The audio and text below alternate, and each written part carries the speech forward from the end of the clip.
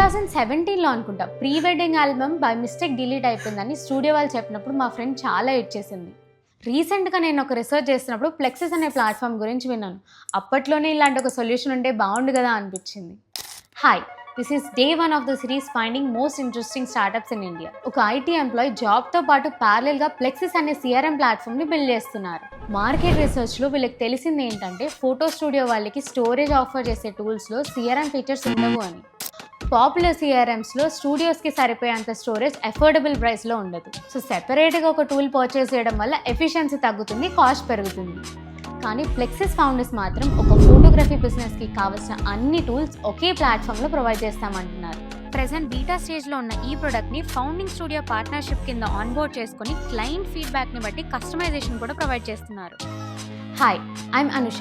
ఈ సిరీస్లో 30 interesting Indian స్టార్టప్స్ని cover చేస్తాను. మిస్ అవ్వద్దు అంటే ఫాలో చేయండి. అండ్ ఈ ప్రోడక్ట్ని ఫ్రీగా యూజ్ చేయడానికి డెమో అని కామెంట్ చేయండి. అండ్ ఫోటో స్టూడియో ఉన్న మీ ఫ్రెండ్స్కి రిలీజ్ షేర్ చేయండి.